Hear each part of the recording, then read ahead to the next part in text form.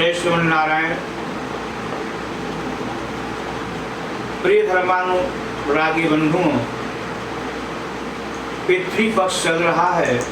बहुत लोगों के द्वारा यह पूछा जा रहा है कि पितृपक्ष में क्या क्या नहीं खाना चाहिए। मैं उन्हें बताना चाहता हूँ कि पितृपक्ष में इन वस्तुओं का प्रयोग नहीं करना चाहिए।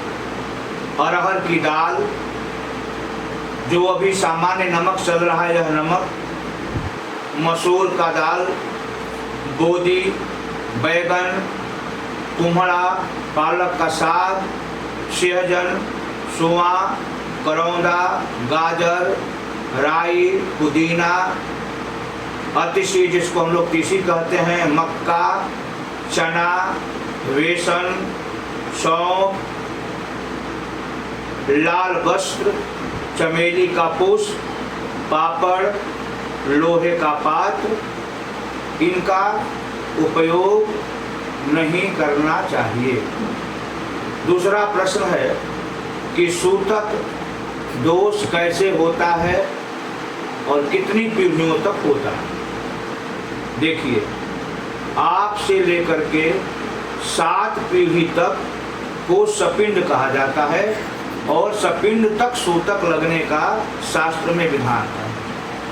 3 पीढ़ी तक त्रिपुरुष सपिंड होता है, 7 पीढ़ी तक सपिंड होता है, 8 से 14 पीढ़ी तक शोधक होता है, 15 से 21 पीढ़ी तक सगोत्र कहा जाता है। जातक सूतक, बालक के जन्म लेने पर सूतक को जातक सूतक कहते हैं। यह सूतक 10 दिनों का होता है। एक होता है मृतक सूतक, यह सूतक 12 दिनों का होता है। इस प्रकार सूतक का दोष शास्त्रों में बताया गया है। प्रश्न है, पिंडदान किस वस्तु से करें।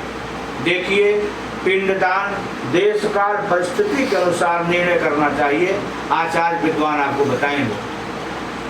लेकिन देवान्न से ही पिंडदान करना चाहिए। जैसे जौ का आटा या फिर आप खोआ ले लें, खोआ से भी पिंडदान कर सकते हैं और जौ के आटा से भी पिंडदान कर सकते हैं। प्रश्न आया है कि श्राद्ध में किन किन वस्तुओं का उपयोग होना चाहिए।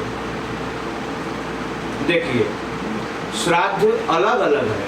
अलग अलग श्राद्ध के लिए अलग अलग वस्तुओं का उपयोग होता है और अलग अलग वस्तुओं का निषेध बताया गया है। इस पर हम बाद में आपको बताएंगे, परंतु निषिद्ध वस्तुओं के संबंध में बता देता हूँ कि श्राद्ध में केला का पत्ता और लाल वस्त्र दोनों कभी भी उपयोग में नहीं लाना चाहिए।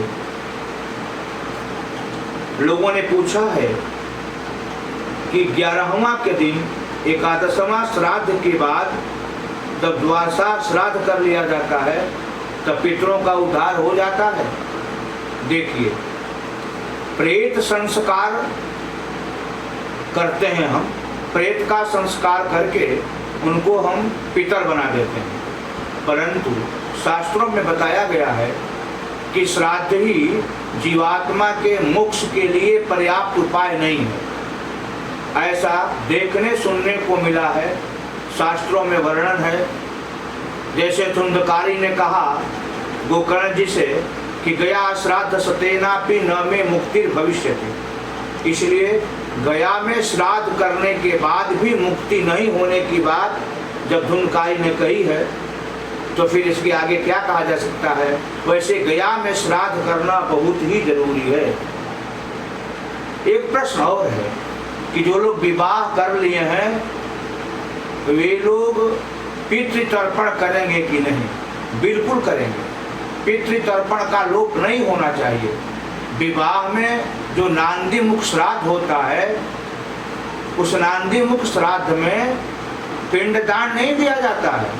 वहाँ केवल पितरों की शास्त्र विधि के अनुसार पूजा की जाती है। इसलिए जो लोग विवाह किए हैं अथवा कोई शुभ कार्य किए हैं, अपने पुत्र का जनेऊ संस्कार किए हैं, या फिर वर वर्ण कर लिए हैं, आदि आदि जितने भी शुभ कार्य किए हैं, उन शुभ कार्यों के बाद यदि पितृपक्ष आता है तो पितृतर्पण सबको करना है। ऐसा नहीं सोचना है विवाह करने वालों के लिए पितृतर्पण नहीं करना है। जय श्रीमन नारायण।